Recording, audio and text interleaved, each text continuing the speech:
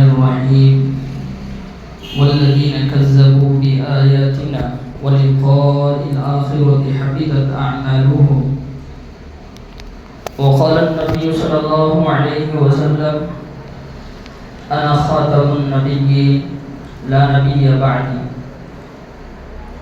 صدق اللہ العظیم. محترم بزرگوں اور دینی بھائیوں، میں نے جو آیت کریمہ اور حدیث مبارکہ آپ کے سامنے پڑھی ہے اس کی روشنی میں کچھ باتیں عرض کرنا چاہتا ہوں. دیکھیے، اسلام کی جو بنیادی چیزیں ہیں وہ 5 چیزیں ہیں. پہلی چیز ہے اعتقادات، دوسری ہے عبادات، تیسری ہے اخلاقیات اور چوتھی ہے معاملات، اور 5ویں چیز ہے جو اسلام کی ہے وہ ہے معاشرت. انہی چیزوں کو اسلام کہتے ہیں. انہی 5 چیزوں کے اندر اسلام کی جتنی بھی چیزیں ہیں وہ سب آ گئی. اس کا خلاصہ 3 چیزوں کے اندر بیان کیا جاتا ہے: اعتقادات، اخلاقیات اور اعمال. اور اس خلاصے کا بھی خلاصہ 2 چیزیں ہیں، یعنی پورے اسلام کا خلاصہ 2 چیزوں کے اندر سمٹ جاتا ہے. ایک ہے اعتقاد اور دوسرا ہے اعمال. انہی 2 چیزوں کے اندر پورا اسلام سمٹ جاتا ہے. اسی کو تفصیل کیا جائے تو پورے 1 گھنٹوں کا بیان ہوگا. یہ 2 چیزیں ہمیں اور آپ کو سمجھنا ہے. دیکھیے، اعمال اور اعتقاد یہ 2 چیزیں ہیں. اعمال یہ اصل نہیں ہے، اصل ہے اعتقادات. بنیادی چیزیں جو ہے وہ ہے اعتقاد.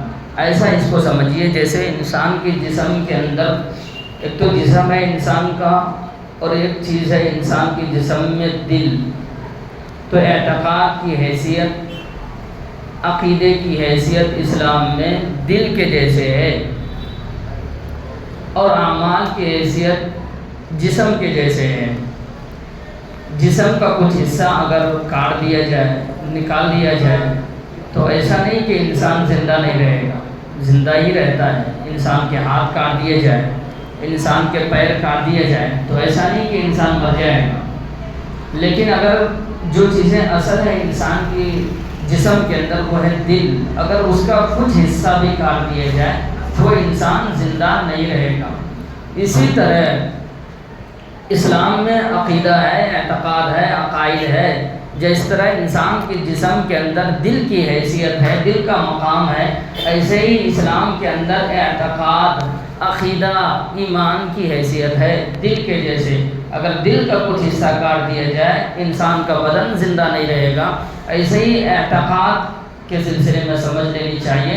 اعتقاد بھی اسلام میں، عقیدہ بھی اسلام میں دل کا مرتبہ رکھتا ہے. ایک عقیدے کا بھی اگر انکار کر دے وہ انسان مسلمان نہیں رہتا. اور میں نے بتایا کہ اعمال جو ہے وہ جسم کے جیسے ہے. جسم کے کچھ حصے کاٹ دینے سے جسم زندہ رہتا ہے، مر نہیں جاتا ہے انسان. اسی طرح اعمال ہے کہ بعض اعمال اگر انسان نہیں ادا کر رہا ہے، اگر نماز نہیں پڑھ رہا ہے، اگر روزے نہیں رکھ رہا ہے، اگر حج نہیں کر رہا ہے، اگر زکوٰۃ نہیں دے رہا ہے تو ہم ایسا نہیں کہیں گے کہ وہ انسان مسلمان ہی نہیں ہے. ایسا نہیں ہے. یہ اعمال ہے. ایسے سمجھو جیسے کہ یہاں جھاڑ ہے، درخت ہے، درخت کی جو جڑ ہے وہ بنیاد ہے اور اس کی جو شاخیں ہیں یہ اعمال سمجھ لو. اعتقاد یہ جڑ کی حیثیت رکھتا ہے، عقیدہ، ایمان یہ جڑ کی حیثیت رکھتا ہے، اور یہ جو اعمال ہے یہ شاخ کے جیسے ہے، جھاڑ کے، درختوں کی شاخ کے جیسے ہے. تو یہ 2 چیزوں کو قرآن کریم کے ایک چھوٹی سی سورت کے اندر اللہ نے بیان فرمایا: والعصر ان الانسان لفی خسر الا الذین آمنوا وعملوا الصالحات. 2 چیزوں کو اللہ نے بیان فرمایا. ایک عقیدے کو بیان فرمایا، ایمان کو بیان فرمایا، عقیدہ یعنی ایمان، اور دوسرے اعمال کو بیان فرمایا اللہ مالک نے، اور قسم کھا کر فرمایا. اور پھر آگے بھی جا کر اللہ مالک نے ارشاد فرمایا اگر کوئی شک ہو جائے تو پھر کیا کرنا ہے؟ اس شک کو دور کرنا ہے، حق پر جمے رہنا ہے، حق پر وتواصوا بالحق، حق کے ساتھ رہنا ہے، وتواصوا بالصبر.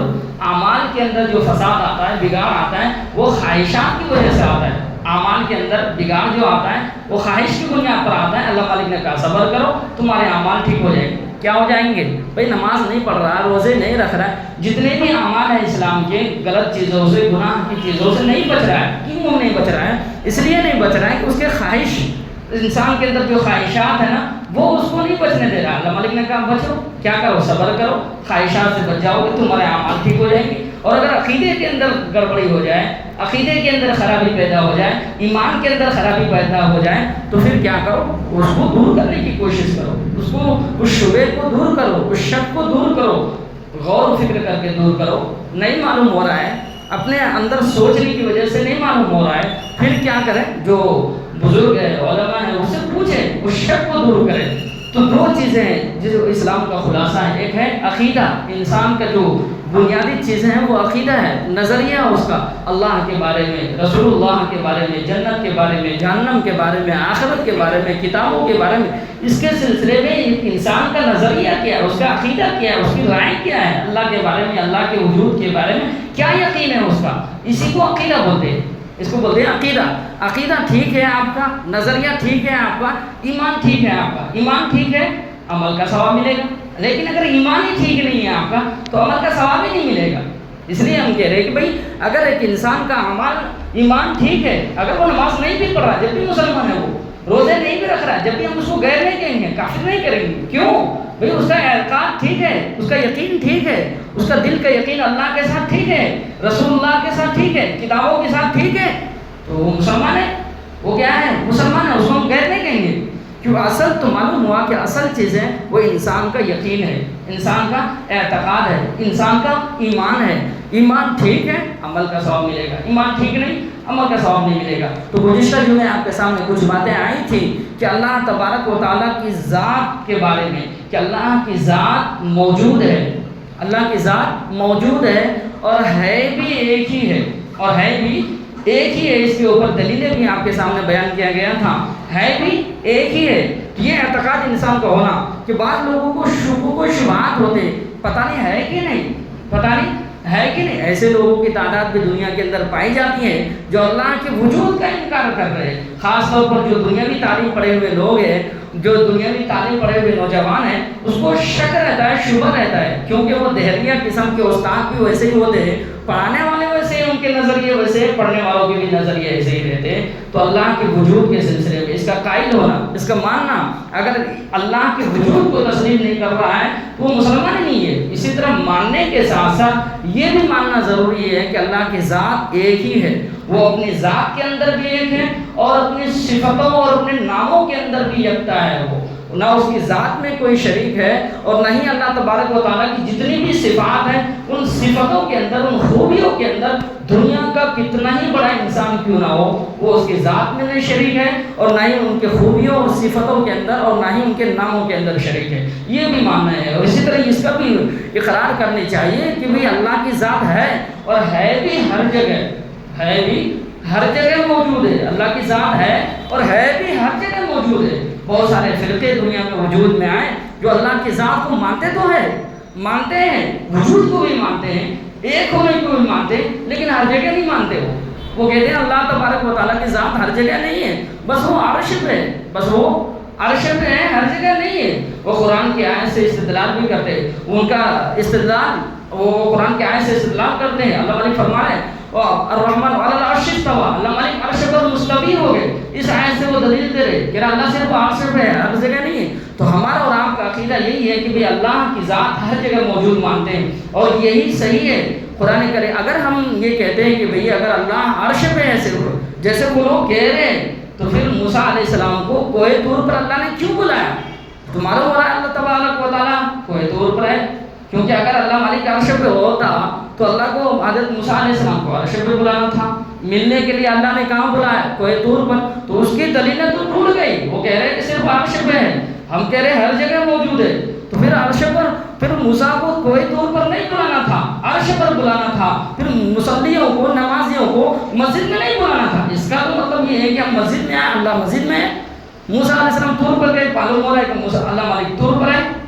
تو ان کی دلیلیں تو ٹوٹ گئی، ہماری دلیلیں تو صحیح ہے کہ بھئی ہم کہتے ہیں اللہ ہر جگہ موجود ہے. وہ ذات کے اعتبار سے، بندے کے اعتبار سے اللہ مالک ملنے کا وقت اور ملنے کی جگہ طے ہے اللہ مالک کا کہ بھئی اگر بندہ کائنات کے سردار جناب محمد رسول اللہ صلی اللہ علیہ وسلم جیسی ذات ہو، شخصیت ہو، تو اس کے ملنے کی جگہ عرش ہے. اور اگر بندہ بندہ موسیٰ علیہ السلام جیسے ہو تو اس سے ملاقات کی جگہ کوہ طور ہے، اور اگر بندہ ہمارے اور آپ کے جیسے ہو تو اس کے ملنے کی جگہ مسجد ہے، اس سے ملاقات کی جگہ مسجد ہے، باقی ہے ہر جگہ موجود۔ تو لوگ کہتے بھی ہے، لوگوں کا اعتراض بھی ہے، اگر صاحب آپ ہر جگہ مان رہے ہیں اللہ مالک کو تو پھر یہ خرابیاں لازم آئیں گی، یہ فساد لازم آئے گا۔ کیا اللہ تبارک و تعالیٰ بیت الخلاء میں بھی ہے؟ کیا اللہ تبارک و تعالیٰ نالیوں میں بھی ہے؟ بھئی ہر جگہ مان رہے نا، سمندروں میں، جھاڑوں میں، پہاڑوں میں، دریاؤں میں، خشکیوں میں، ہر جگہ اللہ کو مان رہے ہیں آپ، تو کیا اس جگہ یہ جو ناپاک جگہ ہے، گندے جگہ ہے، کیا اللہ یہاں پر بھی ہے؟ وہ اعتراض کر رہے ہیں۔ ہم کہہ رہے تم سمجھے نہیں، اصل میں ہم اللہ کو ہر جگہ مانتے ہیں لیکن بغیر جسم کے مانتے ہیں۔ ایک ہوتا ہے جسم اور ایک ہوتا ہے بغیر جسم، ٹھیک ہے؟ جیسے کہ قرآن ہے، یہاں پہ ہے جو الماریوں کے اندر رکھا ہوا ہے، یہ ہے جسم والا۔ یہ قرآن کیسا ہے؟ جسم والا۔ اور ایک قرآن حافظ صاحب کے، مولانا صاحب کے سینے میں، یہ قرآن ہے غیر جسم والا۔ یہ جسم اور غیر جسم میں فرق ہے۔ اگر اس قرآن کو لے کر مولوی صاحب اگر بیت الخلاء میں جا رہا ہے تو کیا کہیں گے آپ؟ بھائی بڑے گستاخ آدمی ہے، قرآن کو لے کر بیت الخلاء میں جا رہا ہے، کیا کہیں گے؟ گستاخ ہے، بلکہ مسلمان بھی نہیں سمجھیں گے اس مولوی صاحب کو۔ کیوں؟ بھائی قرآن کو لے کر مسجد کے اندر جا رہا ہے۔ لیکن دوسری طرف آپ دیکھ لیں کہ بھائی حافظ صاحب ہے، مولانا صاحب ہے، وہ بیت الخلاء جا رہا ہے، حالانکہ اس کے سینے میں قرآن ہے، کوئی کسی کو اعتراض نہیں ہے، کوئی اعتراض نہیں کرتا کہ مولانا صاحب گستاخ ہے، مفتی صاحب گستاخ ہے، بیت الخلاء میں جا رہا ہے قرآن کو لے کر سینے میں، کیا کر رہا ہے؟ یہ جسم اور غیر جسم میں فرق ہوتا ہے کہ وہ جو جسم والا قرآن ہے اس کو لے کر جائیں گے، یہ بےعدبی ہے، یہ کیا ہے؟ یہ گستاخی ہے۔ اور جو بغیر جسم والا جو ہمارے سینے کے اندر موجود ہے اس کو اگر ہم لے کر جا رہے ہیں ساتھ میں تو کوئی اعتراض نہیں ہوتا۔ تو ایسے ہی ہم کہہ رہے ہیں کہ اللہ کی ذات کو ہم ہر جگہ مان تو رہے لیکن ہم جسم والا نہیں مانتے۔ جسم والا مانیں گے تب ہمیں اعتراض لازم آئے گا۔ اللہ جسم سے پاک ہے، اللہ مالک جسم سے پاک ہے، ہم پاک مان رہے ہیں، ہر جگہ مانتے ہیں لیکن بغیر جسم کے مانتے ہیں، تو اب اعتراض بھی لازم نہیں آتا۔ تو میں یہ عرض کر رہا تھا کچھ لوگ ہیں جو ہمارے عقیدے کے اوپر کیا ہے، وہ اعتراض کرتے ہیں کہ اللہ کی ذات کو ہر جگہ مانتے ہیں، تو ہر جگہ اللہ تبارک و تعالیٰ کی یہ یاد رکھ لینی چاہیے۔ ہمارا عقیدہ یہی ہے کہ اللہ کی ذات ہے اور ہر جگہ ہے بھی ایک ہی ہے، اور ہر جگہ پوری کائنات جب ہم ہر جگہ مان رہے ہیں تو عرش بھی مان رہے ہیں۔ ہم کہاں کہہ رہے ہیں کہ اللہ مالک عرش بنی ہے، مان رہے ہیں نا، جب ہر جگہ مان رہے ہیں تو عرش بھی ہے اللہ مالک۔ خیر تو میں عرض کر رہا تھا بہت سارے لوگ دنیا کے اندر، بہت سارے فرقے وجود میں ہیں جو اللہ کے وجود کا انکار کر رہے تھے۔ ایک صاحب کا واقعہ لکھا ہوا ہے کہ بھئی وہ ایک ڈاکٹر تھے، غیر مسلم تھا، ڈاکٹر تھا، اس کا بھی یہی ماننا تھا، وہ کہتا تھا بھئی اللہ کی ذات ہے ہی نہیں۔ وہ کیا کہتا تھا؟ اللہ ہے ہی نہیں۔ اس کی دلیل کیا تھی؟ وہ کہتا تھا بھئی کروڑوں مسلمان ہیں جو اللہ کو مانتا ہے، اربوں خربوں عیسائی لوگ ہیں، یہودی لوگ ہیں دنیا کے اندر، ایسے بہت سارے غیر مسلم بھی ہیں جو کیا ہے اللہ کے وجود کے قائل ہے، وہ اللہ کی ذات کو مانتا ہے، موت و حیات کا مالک اسی کو مانتا ہے، بس تھوڑی چیزوں کے اندر وہ کہتا ہے بارش برسانے والا یہ، روزی دینے والا یہ، ورنہ تو وہ بھی خدا کو، بھگوان کو کیسے نہ کسی صورت میں مانتا ہے۔ تو وہ ڈاکٹر صاحب کا کہنا یہ تھا کہ بھئی اتنے سارے لوگ ہیں، سب مان رہے ہیں اللہ مالک کو، لیکن کسی نے آج تک اللہ مالک کو دیکھا نہیں، بغیر دیکھے ہم ایک چیز بھی نہیں مانتے۔ ڈاکٹر صاحب کہہ رہے ہیں بھئی اللہ کو دیکھا ہی نہیں، پھر مانیں کیسے ہم؟ میں تو نہیں مانتا کہہ رہے ہیں۔ تو اس کو کہا گیا بھئی آپ یہ تسلیم کریں، یہ مانیں آپ ڈاکٹر ہیں، آپ کہہ رہے ہیں کہ میں دنیا کی ایک بھی چیز بغیر دیکھے اس کا یقین نہیں کرتا ہوں، میں نہیں مانتا ہوں، تو پھر اللہ کی ذات کو کیسے مانیں ہم بغیر دیکھے؟ اس سے کہا گیا بھئی ڈاکٹر صاحب آپ یہ بتائیں کہ بھئی آپ ڈاکٹر ہیں اور آپ آپریشن بھی کرتے ہیں، چیرتے پھاڑتے بھی ہیں لوگوں کو، آپ یہ بتائیں ہمارے کو، ابھی آپ یہ کہہ رہے ہیں کہ ہم بغیر دیکھے کسی بھی چیز کو نہیں مانتے، آپ سر کا آپریشن بھی کرتے ہیں، چیرتے بھی ہیں، کیا آپ نے دماغ کو دیکھا ہے؟ عقل کہیں دیکھا ہے بھئی سر کے اندر عقل ہو، کہیں دکھ رہا ہو؟ کہا نہیں۔ کہا آپ تو کہہ رہے تھے نہیں مانتے، آپ مانتے نہیں مانتے کہ عقل ہے انسان کے اندر؟ بھئی مانتے نہیں مانتے؟ کہاں مانتے ہیں عقل ہے؟ کہا دیکھا کبھی؟ آپ کہہ رہے تھے بغیر دیکھے ہم ایک چیز بھی نہیں مانتے، تو عقل کو دیکھا نہیں نا بھائی، پھر کیوں مان رہے ہیں آپ کہ عقل ہے؟ بھائی شواہد کے ذریعے مانتے ہیں کہ میں آدمی اچھی باتیں کرے، ادھر ادھر کی باتیں نہ کرے، بہکی باتیں نہ کرے، اس کو کیا کہیں گے ہم؟ یہ آدمی عقل مند ہے، یہ کیا ہے؟ عقل مند ہے، لیکن عقل دکھتا نہیں ہے وہ، کہیں پر پورے بدن کو پھاڑ لیں آپ، عقل کہیں نہیں دکھے گا آپ کو۔ جو ڈاکٹر صاحب سے کہا مان لیا نا اپنے عقل ہے، کہا دوسری مثال، کہا پورے جسم کو آپ پھاڑ لیں، ٹھیک ہے نا، آپ دکھا دو مجھے روح، جسم کے اندر روح ہوتا ہے، جان، وہ کہیں دکھتا ہے آپ کو؟ بھئی جسم کے اندر جان ہے نہیں ہے؟ بھئی جان تو جانور بھی مانتا ہے کہ انسان کے اندر جان ہے، وہ جانوروں کے اندر جان ہے، مانتا نہیں مانتا؟ دیکھو چوٹی نا، وہ اگر سانپ مر گیا سب چوٹی لگ جاتی ہے اس کے پیچھے، مر گیا تو زندہ رہے تو کوئی بھی اس کے پاس نہیں آتا. معلوم ہو رہا ہے چوٹی بھی جان مان رہا ہے کہ اس کے اندر جان ہے, بے جان ہے, کیا ہے وہ جان ہے نہیں ہے, تو جان ہے نا, سب انسان مانتا ہے, ساری چیزیں سارے مخلوق تسلیم کر رہا ہے کہ بھائی جان ہے انسان کے اندر, ہر ایک چیز کے اندر جان ہے تو وہ چل رہا ہے, پھر رہا ہے, کھا رہا ہے, پی رہا ہے, روح ہے تو کھا پی رہا ہے, چل پھر رہا ہے, بات کر رہا ہے, نہیں ہے تو کھاتا پیتا نہیں, مردہ ہو, کیا کہتے ہو مردہ. تو ڈاکٹر صاحب سے کہا آپ یہ بتائیں کہ یہ جسم کے اندر یہ جان, یہ روح, کہیں دیکھا آپ پورے بدن کو پھاڑ لیں آپ, چیر لیں آپ, لیکن مانتے ہیں, کیا کرتے ہیں, دیکھے نہیں پھر بھی مانتے. آپ کہتے ہیں ہم دیکھے ایک چیز بھی نہیں مانتے. روح کو مان رہے ہیں نا آپ, جان کو مان رہے ہیں نا, کیسے مان رہے ہیں بھائی, کھا پی رہا ہے, چل پھر رہا ہے, اس کے اندر جان ہے, کیا کہتے ہیں, بول رہا ہے, کھا رہا ہے, پی رہا ہے, چل رہا ہے, کیا کہیں گے ہم, اس کے اندر جان ہے, وہ مردہ نہیں ہے, وہ کیا ہے, جاندار ہے, وہ کیا ہے, وہ جاندار ہے.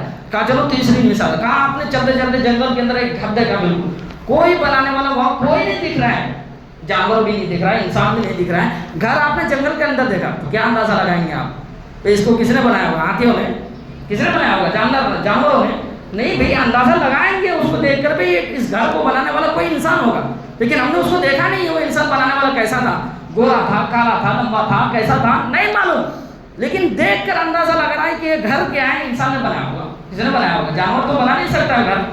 تو کہا دیکھو مانے نا, ہم دوسری چیز مان لیا, حالانکہ ہم دیکھنے نہیں, بھئی بنانے والوں کو نہیں دیکھے ہم, لیکن گھر دیکھ کر پتہ چل رہا ہے بھئی اس کا بنانے والا انسان ہے, مانے نا ہم, حالانکہ بنانے والے کو نہیں دیکھے.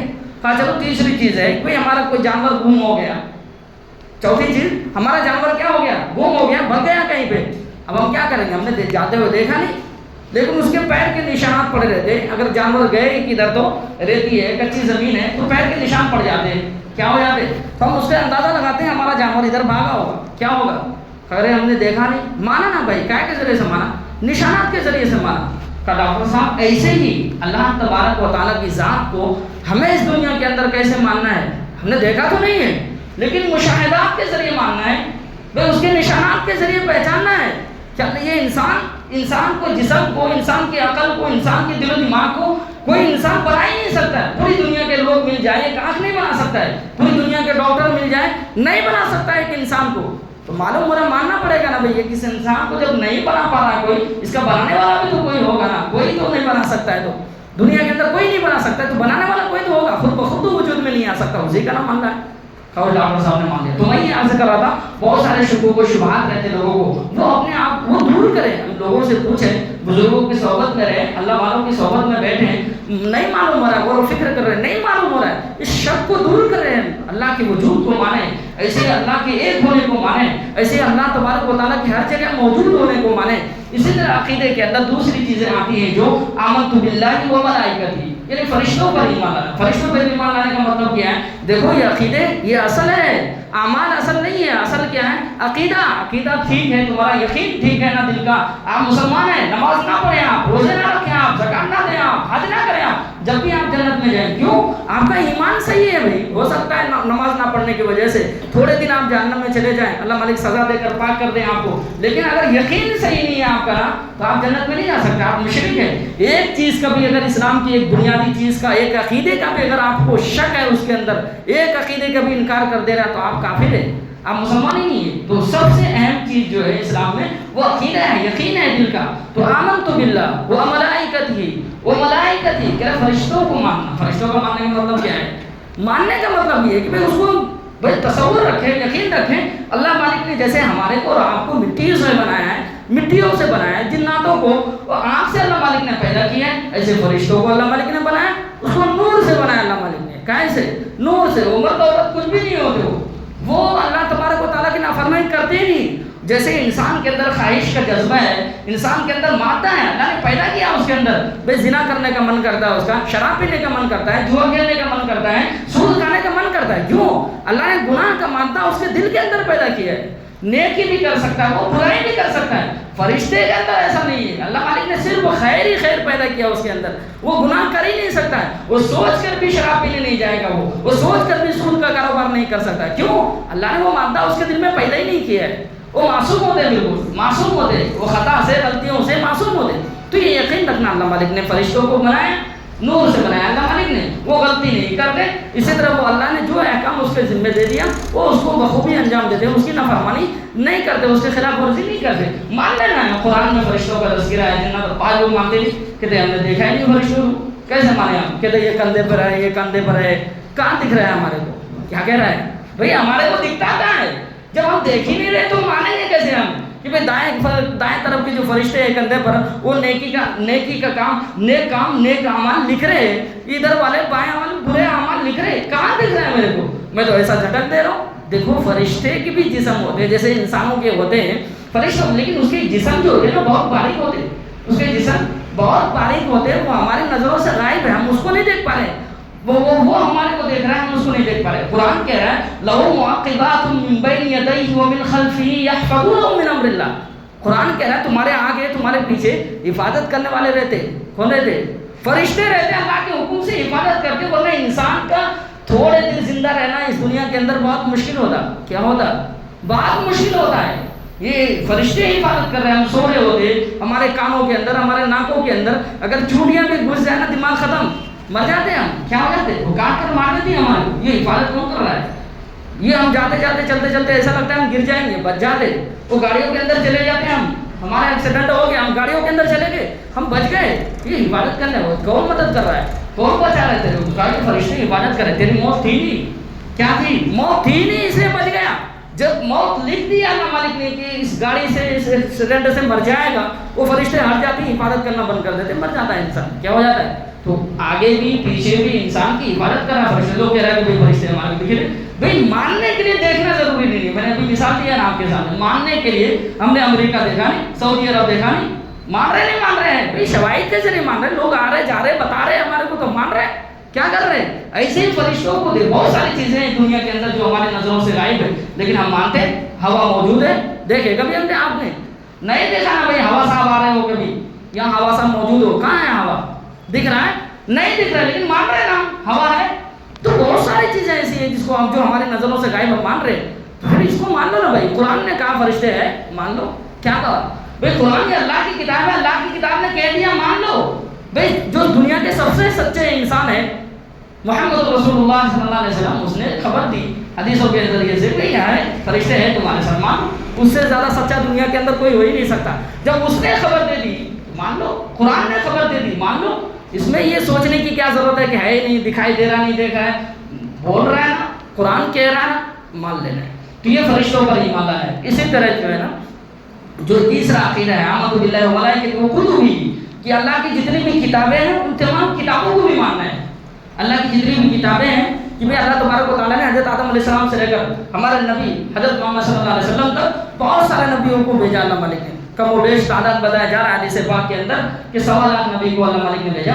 ان کے ساتھ صرف نبی کو نہیں بھیجا، ان کے ساتھ رہنمائی کرنے کے لیے وہ کتاب بھیجا اللہ مالک نے. اس کتاب کو پڑھ کر لوگوں کو سمجھائیں، لوگوں کو اللہ کی پہچان کرائیں، لوگوں کو دین کی دعوت دیں، لوگوں کو اعمال پر جمائیں، لوگوں کو اچھے کام کرنے کی ترغیب دیں. یہ اللہ مالک نے کتابیں بھی بھیجی. ان کی گنتی کسی کو نہیں معلوم، بس کچھ مشہور کتابیں ہمیں اور آپ کو معلوم ہے، جس میں سے توریت ہے، انجیل ہے، زبور ہے، قرآن کریم ہے. یہ کتابیں ہمیں معلوم ہے کہ وہ کس کس نبی پر اترا. باقی کتابوں کے بارے میں معلوم ہی نہیں ہے. قرآن کہہ رہا ہے ابراہیم علیہ السلام کو بھی اللہ نے کتابیں دی ہیں، صحف ابراہیم و موسیٰ علیہ السلام کو بھی دی. ایسے ہی جو ہے نا حضرت ابراہیم کو بھی کتابیں دی، صحیفیں دی. تو اللہ مالک نے کتابیں دی ہے، اس کو مان لینا ہے کہ اس زمانے کے حساب سے جتنے بھی کتابیں اللہ نے نبی کو دی ہیں وہ سب سے اچھی کتابیں تھیں. اس زمانے کے حساب سے قانون کی جو کتابیں تھیں وہ کتاب اللہ نے دی. ترغیب کی فضائل کی جو کتابیں تھیں اللہ مالک نے وہ کتابیں نبی کو دی. وہ نبی اس کتاب کے ذریعے سے لوگوں کو دین کی باتیں بتاتے تھے. آخر میں جناب محمد رسول اللہ صلی اللہ علیہ وسلم پر قرآن کریم کو اتارا. یہ دنیا کی آخری کتاب ہے، یہ دنیا کی آخری کتاب ہے. قیامت تک یہ کتاب رہے گی. اب کوئی نبی نہیں آئے گا، اب کوئی کتاب نہیں آئے گی. یہ آخری کتاب ہے. قیامت تک جتنے بھی مسئلے تھے، جتنے بھی لوگوں کو ضرورتیں پیش آ سکتی تھی، جن جن مسائل کی، وہ تمام مسائل اللہ نے قرآن کے اندر بیان کر دیا. وہ تمام مسائل نبی پاک صلی اللہ علیہ وسلم کی زبانی کہلوا دیا، وہ سب لکھوا دیا. آج تک محفوظ ہے اور قیامت تک یہ قرآن کریم محفوظ ہو جائے گا. باقی جتنی بھی کتابیں ہیں آسمانی کتابیں، ان کو جب اللہ نے دی، توریت کو ماننے والوں کو، حضرت موسیٰ علیہ السلام کے ماننے والوں کو توریت دی، عیسیٰ علیہ السلام کے ماننے والوں کو انجیل دی اللہ مالک نے. ایسے ہی داؤد علیہ السلام کو ماننے والوں کو اللہ نے زبور عطا کی. ان کے ماننے والوں نے ان کتابوں کی حفاظت نہیں کی. ان کے ماننے والوں نے حفاظت نہیں کی. اس زمانے کے اندر جو مفسد قسم کے لوگ تھے، فسادی لوگ تھے، منافق لوگ تھے، ان لوگوں نے ان کتابوں کے اندر بڑھا چڑھا دیا اپنی طرف سے. ان کے جو علماء لوگ تھے، ان کے جو پادری تھے، ان لوگوں نے بڑھا دیا. اب معلوم ہی نہیں رہا اللہ نے کتنا اتارا تھا، انہوں نے کتنا ملایا.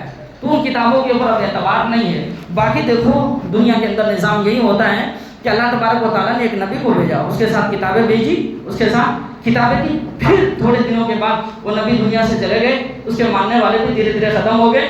یا یہ کہ ان لوگوں نے کتابوں کے اندر رد و بدل کر دی. اللہ نے پھر دوسرے نبی کو اتارا، دوسرے نبی کو بھیجا، ان کے ساتھ وہ کتابیں دی. تو اب ضابطہ یہ ہے کہ جو پہلے نبی تھے ان کو ماننا ہے کہ وہ بھی اللہ کے نبی تھے، برحق تھے.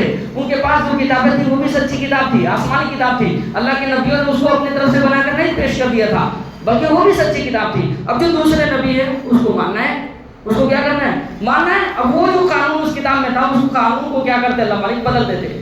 یا تو بدل دیتے، اگر ٹھیک ہے تو زمانے کے حساب سے تو ٹھیک ہے رہنے دیتے اس کتاب میں، اس کو تھوڑا بہت تبدیلی کے ساتھ نقل کرتے. اگر وہ قانون چلنے کے لائق نہیں ہے تو پورے ہی بدل دیتے، اللہ مالک ختم کر دیتے. جیسے کہ موسیٰ علیہ السلام کی کتاب میں توریت میں قانون تھا کہ بھئی اگر کپڑے ناپاک ہو گیا تو اس کو کاٹنا پڑتا تھا. ہمارے نبی کی شریعت میں ایسا نہیں ہے. ہمارے نبی کی شریعت میں ہے کہ اگر کپڑے گندے ہو گئے، ناپاک ہو گئے، پیشاب لگ گیا، کچھ بھی لگ گیا تو آپ کیا کرو؟ دھو لو. 3 بار کیا کر لو؟ دھو لو، کپڑا پاک ہو جائے گا. موسیٰ علیہ السلام کی شریعت میں الگ تھا. تو یہ فروعی مسائل جو ہے نا وہ بدلتے رہتے ہیں. تو جس زمانے کے اندر جو کتابیں جو نبی آئے اس زمانے کی کتاب کو اور اس نبی کو ماننا اور اس کے مطابق عمل کرنا یہ ضروری ہوتا ہے، فرض ہوتا ہے. تو قرآن سے پہلے جتنی بھی کتابیں تھیں، توریت تھی، انجیل تھی، زبور تھا، اور بھی ابراہیم علیہ السلام کے صحیفے وغیرہ جتنے بھی نبیوں کو دیا ہے، وہ سب کتابوں کو قرآن نے کیا کر دیا؟ نسخ کر دیا، منسوخ کر دیا، ختم کر دیا. اب جو حکم چلے گا قیامت تک وہ قرآن کا چلے گا. اب جو ماننا ہے جس قانون کو، وہ قرآن کے قانون کو ماننا ہے. بعض لوگ یہ کہتے ہیں کہ بھئی ہر مذہب والا، ہر صاحب مذہب اپنے مذہب کے مطابق، عیسائی لوگ اپنے مذہب کے مطابق عمل کر لے رہا ہے، یہودی لوگ اپنے مذہب کے مطابق عمل کر لے رہا ہے، تو وہ بھی برحق ہے، وہ بھی نجات کا مستحق ہے، وہ بھی جنتی ہے. یہ کہنا بالکل غلط ہے. اس طرح کے عقیدے، اس طرح کے یقین رکھنا غلط ہے. بھئی اللہ جب بادشاہوں کا زمانہ دیکھو آپ، ایک بادشاہ ہوتا تھا، وہ جب اس کا قانون چلتا تھا، وہ گزر گیا، اس کی کتابیں، اس کا قانون ختم، دوسرا بادشاہ بنا، اس نے دوسرا قانون لکھا، دوسرے قانون کے اوپر عمل کرنا پڑتا ہے. نہیں کرے اس کو بادی شمار ہوتا ہے، وہ بادشاہ اس کو جیل میں ڈال دیتا ہے. ایسے ہی ایک نبی جب آیا، اس کا قانون چل رہا ہے، اس کی کتابوں کے مطابق عمل ہو رہا ہے. جب دوسرے نبی آ گئے، اب اس کی کتاب کے مطابق عمل ہوگا، اس نبی کو ماننا پڑے گا. اگر اس کے قانون کے خلاف کام کر رہا ہے تو وہ مجرم ہے اللہ کی نظر میں. تو اب وہ نبی پاک صلی اللہ علیہ وسلم محمد رسول اللہ دنیا کے اندر تشریف لے آئے، آخر نبی دنیا میں آ گئے، آخری کتابیں آ گئی. اب یہودیوں کو چاہیے کہ اس کتاب کے مطابق ایمان لانا تھا. بھئی نبی کو ماننا تھا، ہمارے نبی کو نہیں مانا اس نے، بلکہ عیسیٰ علیہ السلام کو بھی نبی نہیں مانا انہوں نے. ہم تو مانتے بھئی اللہ کے نبی تھے، برحق تھے، بھیجا تھا اللہ مالک نے عیسیٰ علیہ السلام کو بھی، موسیٰ علیہ السلام کو بھی. ہم تو ان کے نبی کو مانتے، وہ ہمارے نبی کو نہیں مان رہے، ہماری کتاب کو نہیں مان رہا، قرآن کو. تو ہم اس کو نجات کو مستحق کیسے کہہ سکتے بھئی؟ پھر تو اگر اس طرح ہم کہہ دیں گے بھئی یہودی اپنے مذہب کے اوپر ٹھیک ہے، عیسائی بھی ٹھیک ہے، اب جو ہے جو چل رہا ہے جیسے بھی عمل کر رہا ہے وہ انجیل کے اوپر، بائبل کے اوپر ٹھیک ہے وہ، تو پھر عبداللہ بن سلام یہودی تھے، اس کو مسلمان ہونے کی ضرورت ہی نہیں تھی. بہت سارے صحابی ایسے تھے جو عیسائی دھرم کے تھے، وہ مسلمان بھی، پھر اس کو مسلمانوں کی ضرورت نہیں تھی. وہ تو ایسے بھی عیسائی رہ کر بھی جنت میں جا سکتا تھا، وہ یہودی رہ کر بھی جنت میں جا سکتا تھا، پھر اسلام قبول کرنے کی ضرورت ہی کیا پیش آئی؟ تو معلوم ہوا کہ بھئی اس قانون کو ماننا، اس کتاب کو جو آخری نبی کے اوپر اترا، آخری نبی کو اور آخری کتاب کو مانے گا تو نجات کا مستحق ہوگا. نہیں مان رہا ہے تو پھر وہ باغی ہے اللہ مالک کا، وہ اللہ کا دوست نہیں، وہ اللہ کا دشمن ہے. وہ چاہے پہلی کتابوں پر اس کا عمل ہو، کچھ بھی ہو، بھئی قانون بدل گیا، اس کے مطابق آپ کو عمل کرنا ہے. تو میں آپ سے کر رہا تھا کتابوں کو ماننا ہے. ان کتابوں میں سب سے آخری کتاب جو ہے وہ قرآن کریم ہے. رہتی دنیا تک، قیامت تک یہ کتاب کے اندر ایک لفظ کبھی اضافہ نہیں ہوگا، نہ کوئی گھٹا سکتا ہے نہ کوئی بڑھا سکتا ہے. بعض لوگ قرآن کے متعلق یہ بہت سارے جو رائٹر ہوتے ہیں، لکھنے والے ہوتے ہیں، جو دنیا قسم کے دنیاوی تعلیم پڑھے ہوئے ہوتے ہیں، وہ لکھ رہے ہیں کہ یہ جو قرآن ہے یہ اللہ کی کتاب نہیں ہے. کیا کہہ رہے ہیں؟ یہ اللہ کی کتاب نہیں ہے. وہ کہتے ہیں یہ تو بس نبی پاک صلی اللہ علیہ وسلم کے وہ جو اصلاحی تقریریں تھی، اصلاحی بیان تھا نبی پاک صلی اللہ علیہ وسلم کا، وہ جو جذباتی بیان تھا نبی کا، وہی اسی کا خلاصہ قرآن ہے. وہ کہتے ہیں اللہ، حالانکہ وہی قرآن خود کہہ رہا ہے کہ یہ اللہ کی کتاب ہے، وہ کہہ رہا ہے نبی کی کتاب ہے. بھئی اس زمانے کے اندر یہودی لوگ، وہ زمانے کے اندر مشرک لوگوں نے، غیروں نے یہی تو اعتراض کیا تھا نبی سے نا، کیا اعتراض کیا تھا؟ یہ کہتے تھے کہ یہ تو محمد لکھ کر دے دیتا ہے قرآن کو. قرآن نے چیلنج کر دیا. آج ایک مسلمان، ایک منافق قسم کا مسلمان جس کو کچھ پتہ نہیں ہے دین کے بارے میں، الف اسلام کے الف کا نہیں علم ہے، وہ اسلام کے متعلق کتاب لکھ رہا ہے کہ قرآن اللہ کی کتاب ہے. وہ گدھے، اس کو سمجھ میں آنی چاہیے کہ دیکھو اللہ قرآن میں کہہ رہا ہے. اس زمانے کے مشرک لوگ یہی اعتراض کرتا تھا قرآن اللہ کی کتاب نہیں ہے، کہتا تھا قرآن اللہ کی کتاب نہیں ہے، یہ محمد لکھ کر دے دیتا ہے. اللہ نے چیلنج کر دیا قرآن کے اندر، قل فأتوا بسورۃ من مثلہ وادعوا شہداءکم من دون اللہ. قرآن کہہ رہا اگر یہ کہہ رہا کہ اللہ کی کتاب نہیں ہے، اس سے کہو اللہ کو چھوڑ کر، اکیلے نہیں لکھ سکتے نا، اللہ کو چھوڑ کر پوری دنیا کے اندر جتنے بھی ماہر لوگ ہیں نا، پڑھے لکھے لوگ ہیں نا، سب کو جمع کرو، ایک لکھنے بیٹھ جاؤ. کیا کرو؟ ایک قرآن پیش کر دو. پورا قرآن مت لکھو، اللہ کہہ رہا تھوڑے سے ایک سورت ہی، ایک ٹکڑا لکھ کر بتا دو. تم کیا کرو؟ کہہ رہا بیٹھے بھی ابو جہل کے زمانے میں، اس زمانے میں نبی پاک صلی اللہ علیہ وسلم کے زمانے کے اندر جو سب سے بڑے بڑے دشمن تھے، انہوں نے تیار بھی کیا ایک آدمی کو، بھئی قرآن کے جیسے کتاب لکھو بول کے. کیا کرو؟ ایک سورہ ہی پیش کر دو. اللہ چیلنج کر رہا ہے قرآن کے اندر.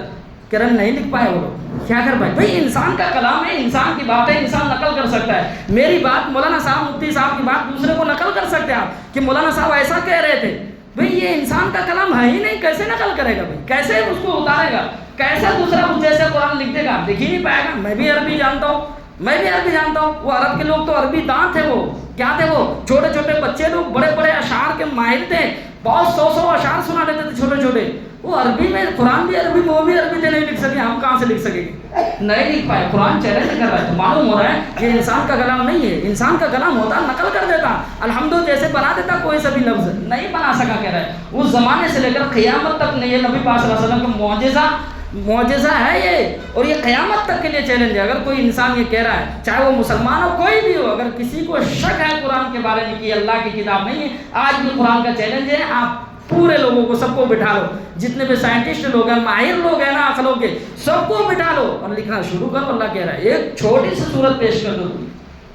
نہیں پیش کر سک رہے اور قیامت تک پیش بھی نہیں کر سکے گا. تو معلوم ہو رہا ہے کہ قرآن اللہ کی آخری کتاب ہے. قرآن کہہ رہا ہے انا انزلنا، ہم نے انا نحن نزلنا الذکر وانا له لحافظون، ہم نے اس قرآن کو اس دھرتی کے اوپر اتارا ہے اور ہم ہی اس کی حفاظت کریں. قرآن کہہ رہا میں نے اتارا، اللہ مالک کہہ رہا ہے. لوگ کہہ رہے کہ نہیں یہ محمد کی کلام ہے. یہ کس کا ہے؟ قرآن اللہ کی کتاب ہے. تو اللہ کی کتابوں کو ماننا کہ اس کے اندر جتنے بھی مضامین ہیں، قرآن کو صرف ماننا نہیں ہے قرآن اللہ کی کتاب ہے، جتنے بھی مضامین ہیں اس نے جو غیب کے بارے میں خبریں دی ہے، بھئی جنت کے بارے میں، جہنم کے بارے میں قرآن نے ذکر فرمایا کہ جنت کے اندر یہ نعمتیں ملیں گی آپ کو، آخرت کے اندر یہ نعمتیں ملیں گی، برے کام کرو گے اللہ سزائیں دیں گے. ایسے ہی جو گزشتہ انبیاء کرام ہیں اس کے بارے میں، گزشتہ زمانے کے بارے میں، ماضی کے بارے میں خبریں دی ہیں قرآن نے کہ ایسے زمانہ تھا، ایسے لوگ تھے، ایسے نبی آئے تھے، ان لوگوں نے نہیں مانا، اللہ نے اس کو تباہ کر دیا. قرآن میں ذکر ہے ایسے آئندہ کیا کیا ہونے والا ہے، آئندہ قیامت تک کیا کیا پیش آنے والا ہے، ان سب کو مانے. کیا کرے؟ قرآن کو مانے. قرآن کے اندر جتنے بھی مضامین ہیں، جتنے بھی نصیحتیں، عبرت کی چیزیں ہیں، جتنے بھی احکامات ہیں، سب کو مانے. تو پھر کیا ہے؟ وہ مسلمان ہے. اگر نہیں مان رہا ہے تو مسلمان ہی نہیں ہے. وہ کیا ہے؟ جیسے کہ بہت سارے فرقے وجود میں آئے جو قرآن کے قائل ہی نہیں ہے، جو کیا ہے قرآن کو مانتے ہی نہیں ہے. کہتے ہیں بھائی وہ مسلمان ہے نا، وہ کیا ہے، وہ بھی مسلمان ہے. لوگ کہتے کیوں کہ وہ کلمہ پڑھتا ہے. بھائی کلمہ تو پھر تو کلمہ پڑھنے والے اس زمانے میں منافق سے بڑا کلمہ پڑھنے والا تو کوئی نہیں تھا. عبداللہ بن ابی بن سلول نبی پاک صلی اللہ علیہ وسلم کے زمانے میں کلمہ پڑھتا تھا. بھائی وہ جنازے کی نماز بھی پڑھتا تھا، وہ انہوں نے مسجدیں بھی بنوائی تھی، وہ نماز بھی پڑھتا تھا. قرآن نے کہا وہ منافق ہے. کیا کہا؟ قرآن میں سورت نازل فرما دی اللہ مالک نے، اذا جاءك المنافقون قالوا نشهد انك لرسول اللہ. قرآن نے کہہ دیا، نبی نے جنازہ پڑھائی اس کی، نبی پاک صلی اللہ علیہ وسلم، اس کا بیٹا آیا، میرے باپ کا انتقال ہو گیا. بہت بڑا منافق تھا، وہ منافقوں کا سردار تھا، کلمہ بھی پڑھتا تھا، نماز بھی پڑھتا، لیکن دل سے وہ اللہ کو نہیں مانتا تھا، دل سے وہ قرآن کو نہیں مانتا تھا، دل سے ہمارے نبی کو نہیں مانتا تھا، دل سے اس کو آخرت کا یقین نہیں تھا. قرآن نے کہا وہ منافق ہے. قرآن نے کہا آپ 70 مرتبہ بھی اس کی استغفار کی دعائیں کریں گے نا، جنازے کی نماز پڑھیں، جب بھی اس کی بخشش نہیں ہوگی، کیونکہ ایمان ٹھیک نہیں ہے اس کا، عمل کتنے بھی کر لیں اس کا یقین ٹھیک نہیں ہے اس کا، دل سے وہ مسلمان نہیں ہے. نبی پاک صلی اللہ علیہ وسلم نے فرمایا اگر اللہ مالک کہہ دیتا 72 مرتبہ کرنے سے اس کی مغفرت ہو جاتی تو میں 72 مرتبہ اس کی جنازے کی نماز پڑھا دیتا. تو میں یہ عرض کر رہا تھا کہ بھئی وہ تو کلمہ پڑھتے تھے نا، پھر شیعہ لوگوں کو مسلمان کہتے، قادیانوں کو کہتے ہیں مسلمان. قادیان کیسے مسلمان؟ وہ نبی، ہمارے نبی کو نبی نہیں مان رہا ہے، ہمارا نبی کو آخری نبی نہیں مانتا، وہ مسلمان کیسے ہو جائے گا؟ بھائی وہ بھی تو وہی تھا نا. پھر وہ منافق کے جنازہ پھر نبی پاک صلی اللہ علیہ وسلم کے زمانے میں جو تھے وہ بھی تو کلمہ پڑھتے تھے نا، نماز نہیں پڑھتے تھے نا. قرآن نے کہا وہ غیر ہے، وہ مشرک ہے. وہ منافق ہے، وہ بخشے، بلکہ وہ غیروں سے بھی زیادہ نچلے، ان فی الدرک الاسفل من النار، قرآن نے کہا یہ جو منافق قسم کے مسلمان ہوتے ہیں، جس کا اللہ پر یقین نہیں ہے، رسول اللہ پر یقین نہیں ہے، کتابوں پر یقین نہیں ہے، مرنے کے بعد دوبارہ زندہ ہونے پر، قبر کے عذابات، جنت جہنم پر یقین نہیں ہے، کہا یہ منافق ہے۔ یہ کون ہے؟ یہ منافق ہے، یہ کافر ہے اسلام کے اندر، بلکہ غیر مسلموں سے بھی زیادہ حشر پورا ان کا ہوگا۔ قرآن نے کہا ان فی الدرک الاسفل من النار، جہنم کے جو سب سے نچلے طبقے ہیں نا، وہ ان مسلمانوں کا حشر ہوگا اس میں جو منافق قسم کا ہے، جس کا دل سے اللہ پر یقین نہیں ہے، دل سے اللہ کے وجود کو تسلیم نہیں کر رہا ہے، دل سے اللہ کو ایک نہیں مان رہا ہے، اس کی ذات کے اندر، اس کی صفت کے اندر کسی اور کو شریک کر رہا ہے، کہ اس کا ٹھکانہ جہنم کے سب سے نچلے طبقے میں ہوگا۔ یہ منافق ہے، یہ مسلمان نہیں ہے۔ مسلمان اس کو کہتے ہیں جس کا دل سے اللہ پر یقین ہو، اللہ کی ذات پر، اللہ کی وحدانیت کے اوپر، اللہ کی صفتوں کے اوپر، اللہ کی کتابوں کے اوپر، نبیوں کے اوپر۔ اسی طرح بہت سارے عقیدے ہیں اسلام کے، اس کی تفصیل اگر آپ کے سامنے بیان کی جائے گھنٹوں لگیں گے۔ تو ان چیزوں پر آپ کو ایمان لانا ہے، آخرت کے دن پر، مرنے کے بعد دوبارہ زندہ ہونے پر، تقدیر پر ایمان لانا ہے۔ تقدیر جو قسمت ہے ہماری، وہ اللہ نے آج سے نہیں کہا بھائی، اس دنیا کو بنانے سے پہلے اللہ نے سارے انسانوں کی تقدیریں لکھ دی ہے، کس گھر کے اندر آپ کو پیدا ہونا ہے، کون تیرا باپ ہوگا، کون تیری ماں بنے گی، کتنا پڑھے گا، کون سا عمل کرے گا، کہاں مرے گا، کیا کھائے گا، کتنی زندگی پائے گا، یہ سب اللہ نے لکھ دی ہے۔ یہ کیا کر دی ہے؟ لکھ دیا ہے۔ تقدیر اس کو کہتے ہیں۔ پلاننگ اللہ مالک نے گھر بنانے سے پہلے کرتے نا، ایسا اللہ مالک نے کر دیا ہے، اسی جیسے ہوگا، اس کے خلاف ہو ہی نہیں سکتا ہے۔ اس کو کہتے ہیں تقدیر۔ اس پر یقین رکھنا، اس کے بارے میں بحث و مباحثہ کرنا حضور نے منع فرمایا ہے۔ کیوں؟ اس لیے کہ یہ وحی کے ذریعے سے معلوم ہوا ہے تقدیر۔ کچھ چیزیں ایسی ہوتی ہے جو انسان حواس کے ذریعے سے معلوم ہوتا ہے۔ انسان کو علم جو ہوتا ہے حواس کے ذریعے سے، حواس خمسہ کہتے ہیں، یعنی چھونے کے ذریعے سے کچھ چیزوں کا علم ہوتا ہے، کچھ چیزوں کا علم سونگنے کے ذریعے سے ہوتا ہے، کچھ چیزوں کا علم دیکھ کر ہوتا ہے، کچھ چیزوں کا علم جو ہے نا وہ کانوں سے سن کر ہوتا ہے، اور کچھ چیزوں کا علم، جن چیزوں کا علم ایک سے ہوتا ہے دوسرے سے اس کا نہیں ہوتا۔ جیسے کہ کچھ چیزوں کا علم سونگنے سے ہوتا ہے، اگر ہم دیکھ کر سون کر نہیں، دیکھ کر معلوم کرنا چاہیں نہیں ہو سکتا ہے۔ اسی طرح علم حاصل ہونے کے دوسرے ذریعے جو ہے وہ عقل ہے، کہ بھئی جس چیز کا علم چھونے کے ذریعے سے نہ ہو، دیکھنے سے نہ ہو، سن کر نہ ہو، اس چیز کا علم عقل کے ذریعے سے ہوتا ہے۔ جیسے یہ مسجد ہے، کس نے بنایا؟ یہ دیکھ کر حاصل نہیں ہو سکتا کہ بھئی دیکھ کر معلوم کر لے اس کا رنگ دیکھ کر بھئی کس نے بنایا ہوگا بول کے، اس کو عقل لگانا ہوگا کہ بھئی کون سا مستری تھا اس کو بنانے والا، ٹھیک ہے نا۔ تو کچھ چیزوں کا علم حواس کے ذریعے سے اور کچھ چیزوں کا علم عقل کے ذریعے سے ہوتا ہے، اور کچھ چیزوں کا علم جو ہوتا ہے وہ عقل سے بھی نہیں ہوتا، حواس سے بھی نہیں ہوتا، وحی کے ذریعے ہوتا ہے۔ یہ جو قرآن کے اندر جتنی بھی باتیں ہیں، جنت ہے، جہنم ہے، قبر کے عذابات ہیں، یہ وہ چیزیں ہیں جو عقل سے بھی نہیں معلوم ہوتا آپ کو، چھو کر بھی نہیں معلوم ہوتا آپ کو، سن کر بھی نہیں معلوم ہوتا، سن کر بھی نہیں معلوم ہوتا، اور نہ ہی آپ کان سے سن کر بتا سکتے ہیں، آپ نہیں بتا سکتے۔ تو اس چیزوں کا علم کیسے ہوا ہے؟ وہی کے ذریعے سے ہوا ہے۔ تو وہ عقل میں کیسے آئیں گے آپ کو؟ کہ ہماری عقل میں نہیں آ رہی جنت ہے کہ نہیں ہے، قبر میں عذاب ہوتا کہ نہیں ہوتا، عقل میں نہیں آ رہی، نبی تھے کہ نہیں تھے مجھے عقل میں نہیں آ رہی، اللہ ہے کہ نہیں ہے عقل میں نہیں، ارے عقل میں آنے والی چیز تھوڑی ہے یہ تو عقل سے اوپر کی چیز ہے۔ یہ کیسے؟ چاہے عقل میں آئے نہ آئے، آپ کو ماننا ہے، کیا کرنا ہے؟ ماننا ہے، نبی کو ماننا ہے، اللہ کو ماننا ہے، جنت جہنم کتاب، اسی طرح جو چیزیں ہیں اسلام کے اندر جو ضروریات ہیں کہ نبی صلی اللہ علیہ وسلم کے جو خلفاء تھے، صحابہ تھے، اس کو ماننا ہے کہ وہ بھی محفوظ تھے، اللہ مالک نے اس کے لیے جنت کی بشارت دی ہے، وہ جنتی ہے۔ اسی طرح جو صحابہ کے بعد کا جس کا مرتبہ ہے، مجتہدین لوگ ہیں، اس کو بھی ماننا ہے، انہوں نے دین کو لکھوایا ہے۔ ایسے اس کے بعد کے زمانے کے جو لوگ ہیں، اولیاء اللہ بزرگ ہیں، اس کے بارے میں یہ یقین رکھنا ہے آپ کو کہ وہ برحق تھے، اولیاء اللہ بزرگ، یہ ولایت کا درجہ یہ برحق ہے، اس سے جو کرامتیں ظاہر ہوئی، نبی سے جو معجزات ظاہر ہوئی، سب برحق ہے، سب کو ماننا ہے۔ اگر مان رہا ہے یقیناً وہ مسلمان ہے، نہیں مان رہا ہے تو اس کی مسلمانی کے اندر شک ہے، وہ مسلمان نہیں، وہ منافق قسم کے لوگ ہیں۔ اللہ تبارک و تعالیٰ کی ذات سے دعا کرے کہ اللہ تبارک و تعالیٰ ہم سب کو سچے دین کے اوپر اور صحیح طریقے پر کیا ہے عقائد کو سمجھنے پر اور اس پر عمل کرنے کی توفیق عطا فرمائے، اور دین کے اوپر استقامت عطا فرمائے۔ سنت پڑھ لیں۔